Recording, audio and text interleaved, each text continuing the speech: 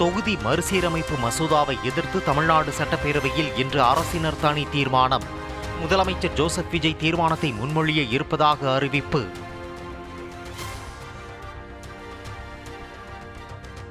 மக்களவை உறுப்பினர் எண்ணிக்கையை 543ஆக நிரந்தரமாக இருக்க வேண்டும் என தீர்மானத்தில் வலியுறுத்த முடிவு. மாநிலங்களுக்கு இடையிலான விகிதாச்சார பிரதிநிதித்துவம் தற்போதுள்ள அளவிலேயே நிரந்தரமாக்கவும் வேண்டுகோள்.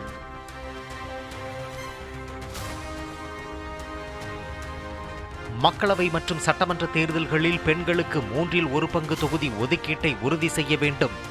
சட்டப்பேரவை தீர்மானத்தின் மூலம் மத்திய அரசை வலியுறுத்த திட்டம்.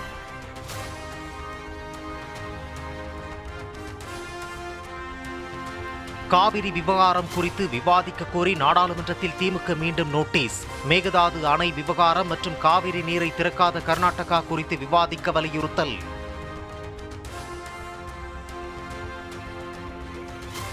சதுரகிரி மலையில் மீண்டும் காட்டுத்தீ பரவியதால் மலையேற தடை விதித்து மதுரை மாவட்ட ஆட்சியர் உத்தரவு.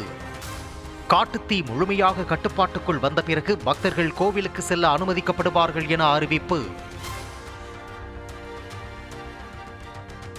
சென்னையில் வடகிழக்கு பருவமழை முன்னெச்சரிக்கை நடவடிக்கைகள் தீவிரம்.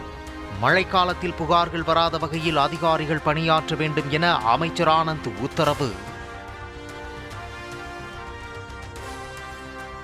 கோவை அன்னூரில் கொசு ஒழிப்பு மருந்து தெளித்த போது மூச்சு திணறி 2 உயிரிழப்பு. வீடுகளுக்குள் அதிக அளவில் புகை சென்றதால் சுவாச கோளாறு ஏற்பட்டு உயிரிழந்ததாக தகவல். திருவள்ளூர் மாவட்டம் திருத்தணி அரசு பள்ளியில் படிக்கும் மாணவர்கள் பேருந்துகளில் சாகச பயணம்.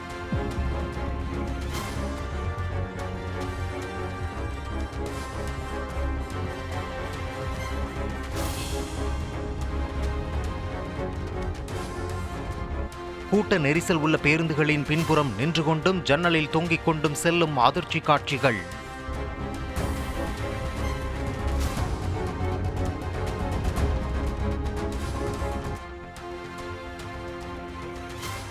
சென்னை அம்பத்தூரில் இளம்பெண் கழுத்தை அறுத்து ஓட வெட்டி கொலை. குடும்ப பிரச்சனையில் ஏற்பட்ட தகராறில் அரிவாளால் வெட்டி கொன்ற கணவன்.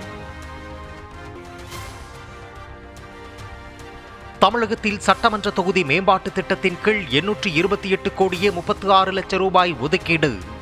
ஒவ்வொரு தொகுதிக்கும் 3 கோடியே 54 லட்சம் ரூபாய் வீதம் ஒதுக்கி தமிழக அரசு உத்தரவு.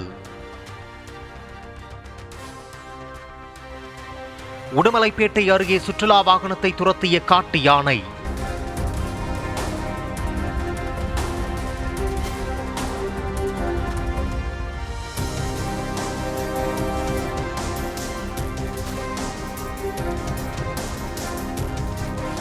வாகனத்தை வேகமாக இயக்கியதால் தப்பிய சுற்றுலா பயணிகள்.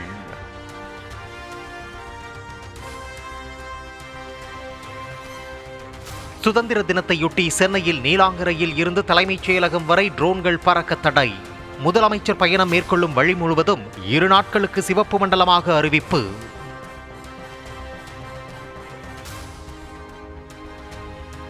சுதந்திர தினத்தன்று வீடுகளில் தேசிய கொடியை ஏற்றுமாறு பொதுமக்களுக்கு பிரதமர் மோடி அழைப்பு.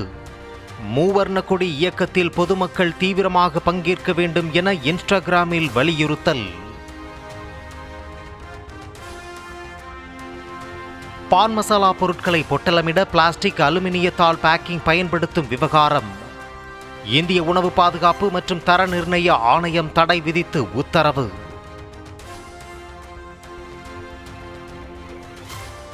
இமாச்சல பிரதேச மாநிலத்தில் மழை வெள்ளம் மண் சரிவால் உயிரிழந்தோர் எண்ணிக்கை 157ஆக உயர்வு. தொடரும் மழை காரணமாக மாநிலம் முழுவதும் 260 சாலைகளை மூட உத்தரவு.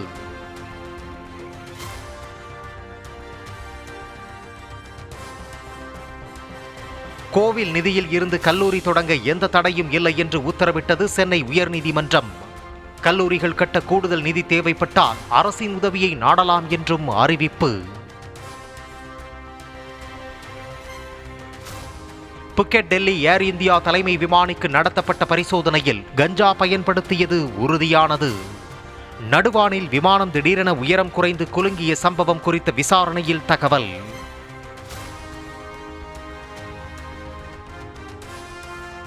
காங்கோவில் எபோலா வைரஸ் பாதிப்பால் இதுவரை 2000 பேர் உயிரிழப்பு. 4 மாதங்களாக நீடித்து வரும் வைரஸ் தொற்றை கட்டுப்படுத்த முடியாமல் காங்கோ அரசு தடுமாற்றம்.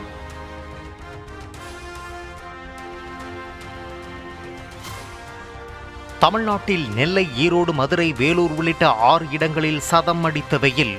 திருச்சியில் அதிகபட்சமாக 103.46 டிகிரி ஃபாரன்ஹீட் வெப்பம் பதிவு.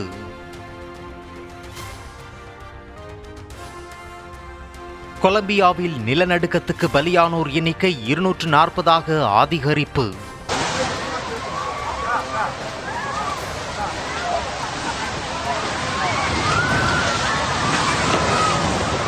ஐநூறுக்கும் மேற்பட்டோர் காயமடைந்த நிலையில் சிகிச்சை பெற்று வருவதாக தகவல்.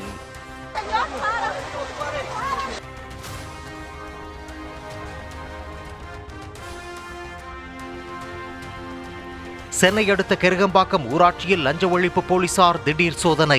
யாரும் உரிமை கோராத 14,50,000 ரூபாய் ரொக்கப்பணத்தை பறிமுதல் செய்து விசாரணை. TNPL கிரிக்கெட் போட்டியில் கோவை கிங்ஸ் அணியை 4 விக்கெட் வித்தியாசத்தில் வீழ்த்தியது திருப்பூர் தமிழன்ஸ்.